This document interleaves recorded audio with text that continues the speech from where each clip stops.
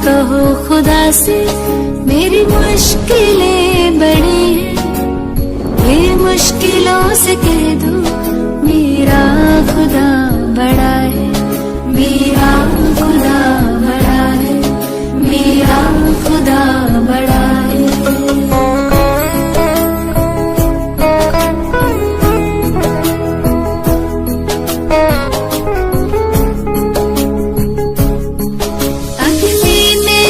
के सोना है और भी निखरता, अग्नि में तप के सोना है और भी निखरता, दुर्गम को पार करके हिमालय कोई चढ़ाए, लाएगी रंग मेहनत आखिर तुम्हारी एक दिन, लाएगी रंग मेहनत आखिर तुम्हारी एक दिन, होगा विशाल तिरुवन वो बीज जो पड़ा है।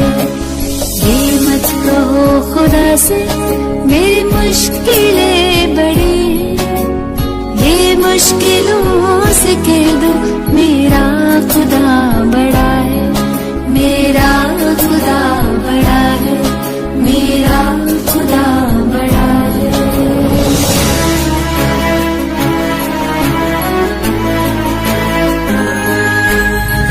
सर्व शक्तियों से जब साथ है हमारे, वो सर्व शक्तियों से जब साथ है हमारे, हर काम उसके रहते हर रिज़्क़ हुआ पड़ा है, कभी हारना ना हिम्मत का कदम बढ़ाओ, कभी हारना ना हिम्मत का कदम बढ़ाओ, हजारों कदम बढ़ाने वो सामने खड़ा है। ये मत कहो खुदा से मेरी मुश्किलें बड़ी हैं, ये मुश्किलों से कह दो मेरा खुदा बड़ा है, ये मुश्किलों से कह दो मेरा खुदा बड़ा है, मेरा खुदा बड़ा है, मेरा खुदा बड़ा है, मेरा खुदा बड़ा है। बंदी छोड़ सतगुरु रामपाल जी महाराज जी की जय हो। परमेश्वर की सभी प्यारी आत्माओं को दास का सत्साहिब। पुण्यात्माओं, पूर्ण परमेश्वर कबीर साहिब जी ने एक बार पुनः कलयुग की इस बिचली पीढ़ी में सतगुरु रूप धारण करके हमें जिस अनमोल सत भक्ति और तत्व ज्ञान से परिचित करवाया है, निसंदेह इस घोर कलयुग में हम सब पर उनकी तरफ से यह असीम अनुकंपा का प्रतीक है, और इस अनुकंपा के लिए हम उस समर्थ परमात्मा का जितना गुणगान करें उतना ही कम होगा। सतगुरु आशीर्वाद से आज हम रक्षा मंत्र के सरलार्थ को समझने की कोशिश करते हैं। हालांकि दास ना ही तो इस लायक है और ना ही अधिकारी है कि आदरणीय गरीबदास जी महाराज द्वारा रचित किसी भी वाणी या शब्द का सरलार्थ कर सके, लेकिन परम पूज्य सतगुरु रामपाल जी महाराज द्वारा अनुवादित रक्षा मंत्र को उन्हीं के आशीर्वाद से और अधिक सरल तरीके से समझने और समझाने का तुच्छ प्रयास करने जा रहा हूं, जो कि सतगुरु देव जी द्वारा प्रत्येक भगत को साध संगति के अंतर्गत प्रदान किया गया एक अधिकार है। पुण्यात्माओं, असुर निकंदन रमैणी के अंत में 8 पंक्तियों का एक रक्षा मंत्र लिखा हुआ है, जिसमें लिखा है, सतगुरु शरण शरण आई, शरण गए कछु बहने व्यापे, काल जाल भय मिट जाई, रोग शोक सब शिखर न व्यापे, सम्मुख ना ठहराई, जय रगनी तन निकट में आवे, दूरी जात रिगाई, वीर बताल बान ना लागे, जम के कोट ढाई, 98 पूर्ण मुठ ना लागे, उल्ट तई दर खाई, कह कबीर हम पावे सुध शब्द मिल जाई, कह कबीर हम जम दल पे ला सतगुरु लाख दुहाई, बैर करे सोए दुख पावे, सुरत सतगुरु दुहाई, कहे कबीर हम जम दल पे ला सतगुरु लाख दुहाई। पुण्यात्माओं, रक्षा मंत्र वाली ये 8 पंक्तियां उस वास्तविक रक्षा मंत्र की महिमा का गुणगान है जो एक भगत की पल पल रक्षा करता है। कहने का मतलब ये है कि मुसीबत या संकट के समय भगत की रक्षा ये 8 पंक्तियां पढ़ने या बोलने से नहीं होगी, बल्कि उस वास्तविक रक्षा मंत्र के जाप और भक्ति क्रियाओं को सुचारू रूप से करते रहने से होगी, जिसके विषय में ये 8 पंक्तियां केवल जानकारी दे रही हैं। इस बात को और अधिक गहराई से समझने के लिए हमें नित्य नियम का सहारा लेना पड़ेगा। जिस प्रकार हम सुबह का नित्य नियम करते हैं और नित्य नियम करते समय सबसे पहले मंगलाचरण पढ़ते हैं, फिर उसके तुरंत बाद मंत्र लिखा हुआ आता है, जिसमें परम पूज्य सतगुरुदेव जी हमें पढ़ाते हैं। मंत्र अनाहत मंत्र, शुभ सलाहत मंत्र, अजोख मंत्र, बेसुन मंत्र, निर्वाण मंत्र धीर है।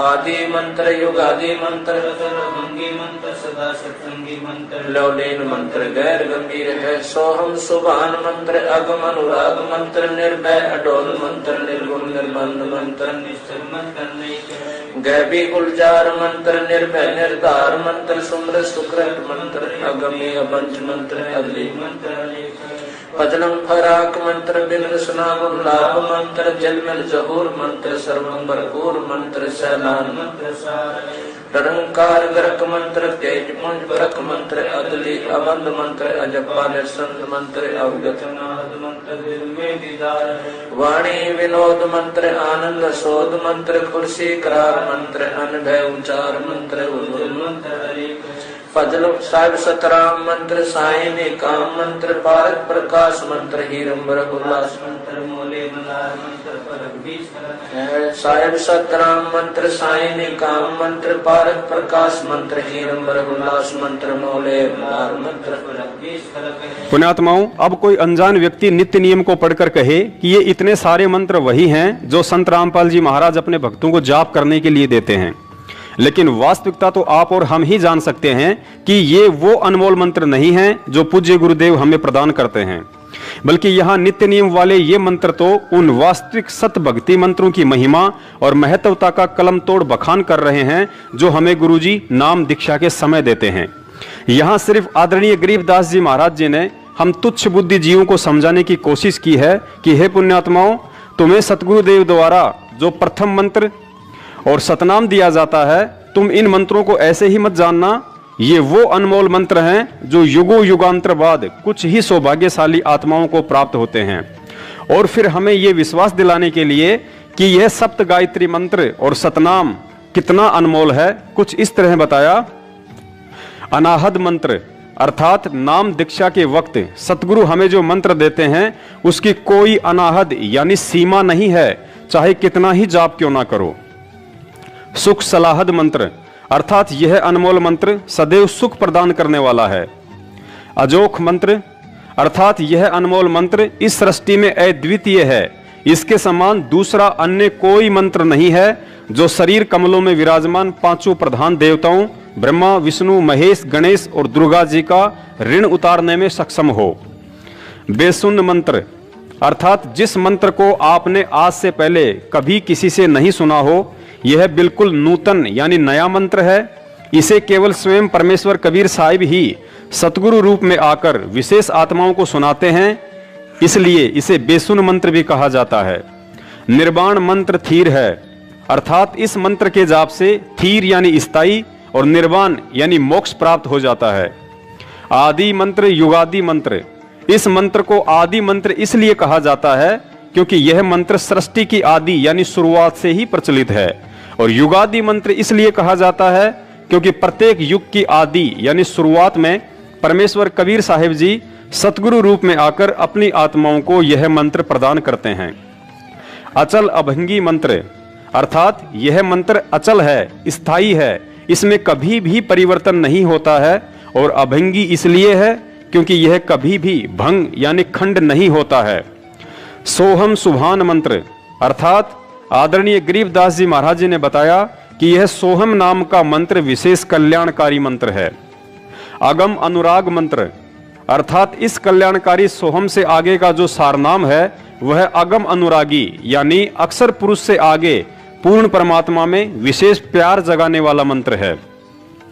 निर्भय अडोल मंत्र अर्थात यह मंत्र जीव को निर्भय बनाता है तथा अडोल यानी कि जीव को भक्ति मार्ग से डगमग नहीं होने देता है। इस वास्तविक भक्ति मंत्र की प्राप्ति के पश्चात जीव को अनेकों चमत्कार होते हैं, जिस कारण साधक दृढ़ रहता है। निर्गुण निर्बंध मंत्र निश्चल मंत्र नेक है। निर्गुण अर्थात दिखने में व्यक्ति को लगता है जैसे यह कोई नकली मंत्र है, लेकिन यह तो निर्बंध अर्थात काल का बंधन समाप्त करने वाला और सत्य लोक में निश्चल यानी कि स्थायित्व प्रदान करने वाला नेक अर्थात शुभ मंत्र है। गैबी गुलजार मंत्र अर्थात सत भक्ति का यह गैबी गुलजार यानी कि गुप्त मंत्र है जो विशेष आत्माओं को स्वयं परमेश्वर ही आकर बताते हैं। निर्भय निराधार मंत्र, निराधार अर्थात जिस साधक का सब कुछ लूट चुका हो, जिसका कोई आधार यानी सहारा ना बचा हो, उस साधक को यह मंत्र हिम्मत, हौसला और लाभ देकर निर्भय बनाता है। सुमृत सुकृत मंत्र अर्थात जो इस नाम का सुमरन करते हैं उनके सभी कार्य सिद्ध होते हैं। अग्नि अबंध मंत्र अर्थात जो इस मंत्र का जाप करते हैं वे अग्नि अर्थात गम रहित होकर मुक्त हो जाते हैं। अदली मंत्र अलेख है। अदली अर्थात यह न्यायकारी मंत्र है जो पूर्ण परमेश्वर द्वारा न्याय करके अर्थात दूध और पानी को छानकर यानी निर्णय करके दिया गया मंत्र है। और अलेख का मतलब है कि यह मंत्र चारों वेदों में ना होकर केवल परमेश्वर के तत्व ज्ञान में ही है। अतः प्रचलित चारों वेदों में कहीं भी इसका लेख ना होने के कारण इसे अलेख मंत्र भी कहा गया है। फजलम फराक मंत्र अर्थात पूर्ण परमात्मा कबीर साहिब जी द्वारा दिया गया यह मंत्र साधक को परमात्मा के फजल अर्थात रहम के काबिल बनाता है। और फराक यानी कि इस मंत्र के जाप से साधक का परमात्मा से अटूट प्रेम हो जाता है। बिन रसना गुणलाप मंत्र अर्थात इस सतनाम मंत्र का बिना जिव्या हिलाए जाप करना होता है। अर्थात यह मंत्र श्वास श्वास के माध्यम से साधक को परमात्मा के गुणों की याद दिलाता है। झिलमिल जहूर मंत्र अर्थात यह मंत्र साधक को परमात्मा का वह झिलमिल करता हुआ प्रकाशमय लोक प्राप्त करवाता है जिसमें झिलमिल झिलमिल रोशनी का जहूर अर्थात नजारा है। सर्वंग भरपूर मंत्र अर्थात यह मंत्र उस सर्वंग परमात्मा की याद दिलाता है जिसकी शक्ति सृष्टि के कण कण में व्याप्त है। सैलान मंत्र सार है अर्थात जो साधना परमेश्वर कबीर साहिब जी ने बताई है उस साधना के मंत्र सर्व सुखदायक व वास्तविक हैं। ररंकार गरक मंत्र अर्थात कबीर परमेश्वर जी के भक्ति मंत्रों का जाप ररंकार गरक भाव यानी कि विशेष कसक के साथ जाप करने से विशेष लाभ होता है और मंत्र सिद्धि शीघ्र प्राप्त होती है। तेज पुंज परख मंत्र अर्थात इन मंत्रों का जाप परमात्मा को पहचानने के लिए करें क्योंकि प्रकाश ज्योति निरंजन का भी है, प्रकाश अक्षर पुरुष का भी है और प्रकाश पूर्ण परमेश्वर कबीर साहिब जी का भी है। लेकिन जो मंत्र कबीर परमात्मा ने हमें दिया है उसके जाप से अन्य प्रभुओं का प्रकाश अर्थात उनकी समर्थता फीकी नजर आने लगेगी। इससे पहचान होती है कि कहीं हम गलती से काल को भगवान मानकर उसके जाल में तो नहीं फंस रहे हैं। अदली अबंध मंत्र अजप्पा निसंद मंत्र अर्थात यह न्यायकारी मंत्र सभी बंधनों से छुड़वाने वाला है। इस सतनाम मंत्र का जाप श्वास श्वास से होता है।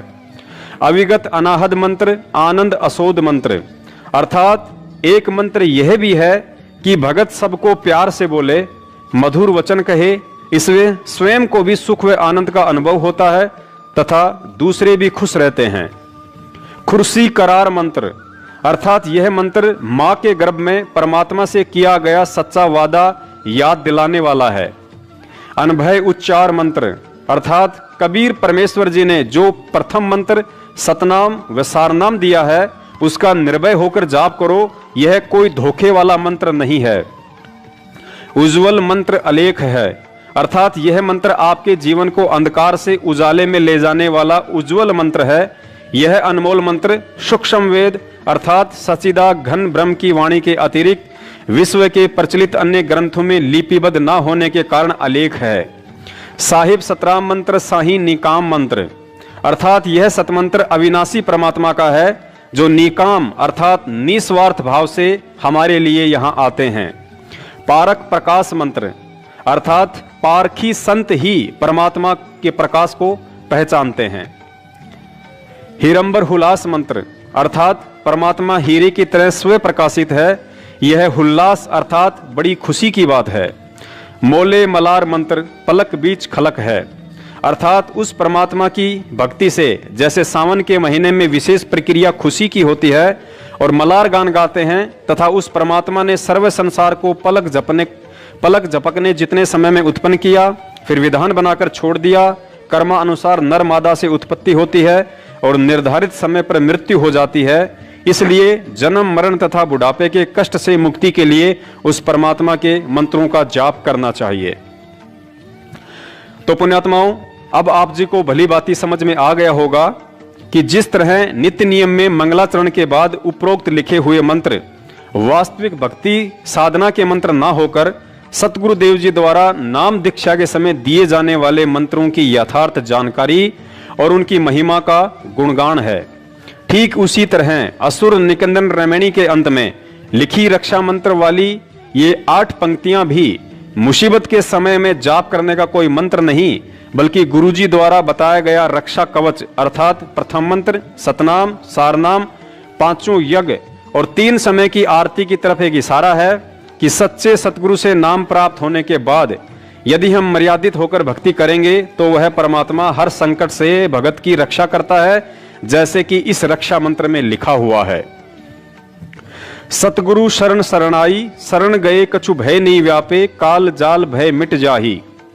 अर्थात सच्चे सतगुरु जो कि स्वयं पूर्ण परमेश्वर कबीर साहेब जी ही होते हैं, उनकी शरण में आने के बाद भगत को किसी भी तरह का भय अपने दिलो दिमाग से निकाल देना चाहिए, क्योंकि मर्यादित भक्ति साधना करने वाले भगत को सतगुरुदेव अपने आशीर्वाद का कवच पहना देते हैं, जिसे काल भगवान के द्वारा भेद पाना मुश्किल ही नहीं बल्कि नामुमकिन होता है। पुण्यात्माओं, हमें यहाँ इस बात को गहनता से समझना पड़ेगा कि सतगुरु की शरण में रहने का मतलब क्या है। हम रोज सुबह सुबह नित्य नियम में पढ़ते हैं कि ताते सतगुरु शरणा लीजे, कपट भाव जिन दूर करीजे। अर्थात सतगुरु से नाम उपदेश लेने के बावजूद भी ऐसे व्यक्ति को उनकी शरण में नहीं कहा जा सकता है जो तत्व ज्ञान समझने के बाद भी राग, द्वेष, ईर्ष्या, छल, कपट, चोरी, जारी, निंदा, चुगली और अहंकार का बोझ अपने कंधों पर लादे फिरता है। ऐसे व्यक्ति के साथ यदि कोई दुर्घटना होती है तो अनजान लोग भले ही यह बात कहें कि यह व्यक्ति तो संत रामपाल जी महाराज जी की शरण में था, फिर भी संकट के समय इसकी रक्षा क्यों नहीं हुई। लेकिन इस बात का निर्णय तो तत्व ज्ञान और परमेश्वर की मर्यादा ही करेंगी कि वह व्यक्ति संत रामपाल जी महाराज का शिष्य होने के बावजूद भी उनकी शरण में था या नहीं। आगे लिखा है, रोग शोग छल छिद्र न व्यापे, सन्मुख न ठहराई। अर्थात सतगुरु की शरण प्राप्त भगत या भक्तमती को कोई भी ला इलाज रोग पीड़ा नहीं दे पाएगा। भगत को कोई भी ऐसा दुख नहीं आ सकता जो उसके भक्ति मार्ग में बाधा बन जाए। हालांकि यहाँ पर पवित्र गीता जी के अध्याय नंबर 18 के श्लोक नंबर 38 को भी नहीं भूलना चाहिए, जिसमें परमात्मा का विधान है कि भगत का शुरुआती जीवन दुखमय होता है और अंत सुखमय, लेकिन वे कष्ट शारीरिक नहीं बल्कि सामाजिक होंगे और उन कष्टों का सामना करते वक्त भगत में उल्टी दृढ़ता और भगवान पर अधिक विश्वास पैदा होता है। उदाहरण के लिए जैसे आपके परिवार, रिश्तेदार और समाज द्वारा आपका बहिष्कार करना, क्योंकि तत्व ज्ञान युक्त शास्त्र अनुकूल भक्ति आपको सांसारिक और परंपरागत लोक वेद पर आधारित क्रियाओं और भक्ति से अलग करती है, जो उन लोगों को रास नहीं आएगा तथा काल प्रेरणा से साधक का विरोध शुरू हो जाता है। लेकिन उस समय हमें सतगुरु देव जी के उन वचनों को याद रखना चाहिए जो वचन उन्होंने मुसलमान धर्म के पैगंबर हजरत मोहम्मद साहब को कहे थे कि हे मोहम्मद, मैंने आपको जो भक्ति साधना बताई है वो समाज में प्रचलित लोक वेद वाली साधना से विपरीत है, जिसके चलते लोग आपका विरोध करेंगे, लेकिन आप हिम्मत न हारना और जिहाद से उनका सामना करना। अर्थात जिहाद से मतलब है कि मैंने आपको जो तत्व ज्ञान दिया है उसको आधार बनाकर उनका सामना करना, उन्हें प्रेम पूर्वक समझाने की कोशिश करना। भले आप पर कितने ही कष्ट क्यों ना आए, आप दृढ़ रहना और मुझे अपने पास ही समझना।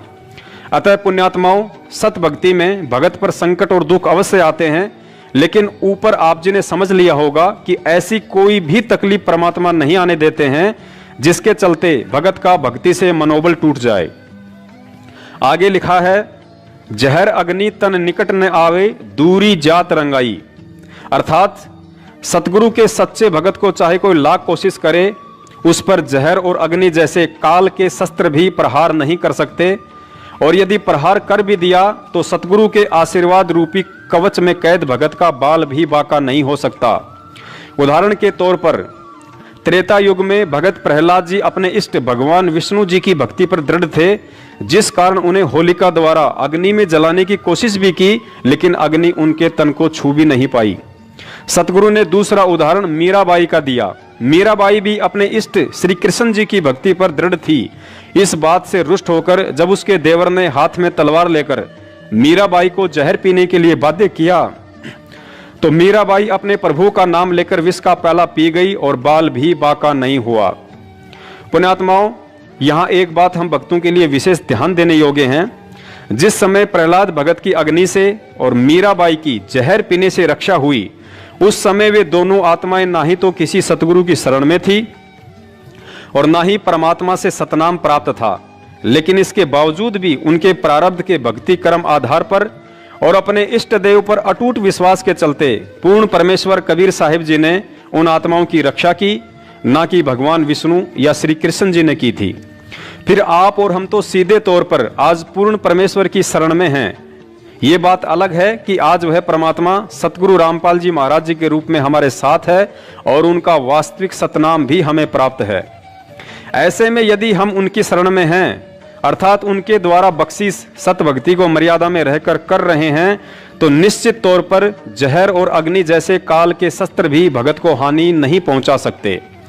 और इसी विश्वास के आधार पर दास ने 16 मार्च 2020 को कोरोना वायरस को लेकर जो वीडियो बनाया था और मोदी जी से अपील की थी कि अगर मुझे 1000 कोरोना वायरस से संक्रमित लोगों के बीच भी रखा जाए तो वह परमात्मा कोरोना से मुझे किसी भी तरह की हानि नहीं होने देगा, क्योंकि कोरोना संक्रमण एक रोग है जिसके विषय में रक्षा मंत्र में स्पष्ट लिखा गया है कि रोग शोग छल छिद्र न व्यापे सन्मुख न ठहराई।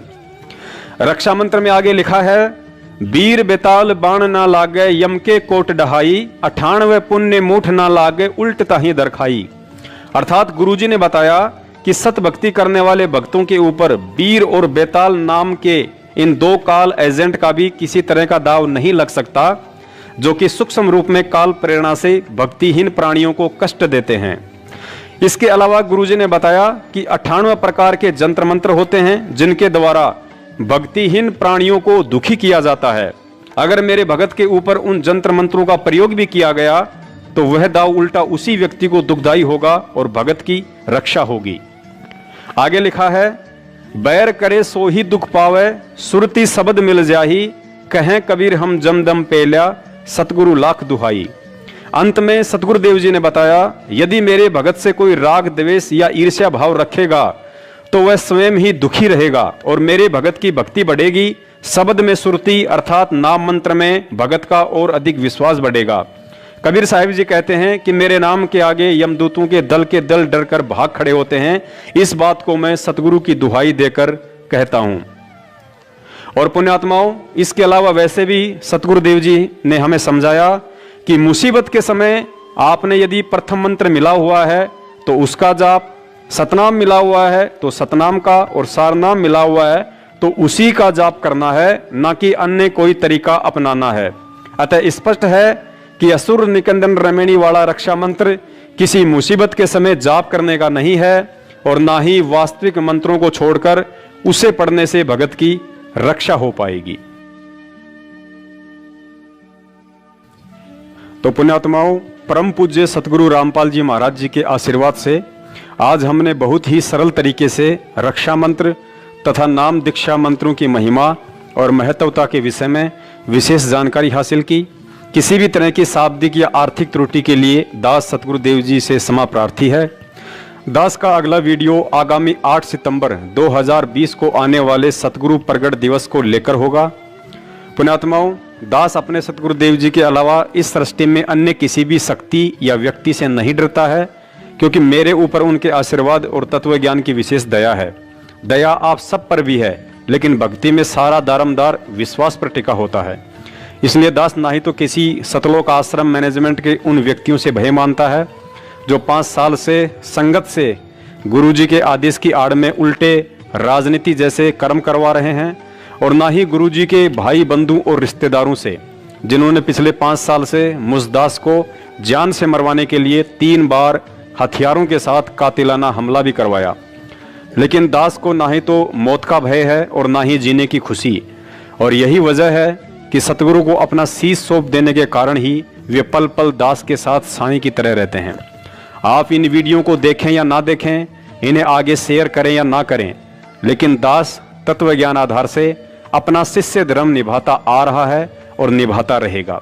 सत साहिब बंदी छोड़ सतगुरु रामपाल जी महाराज की जय हो।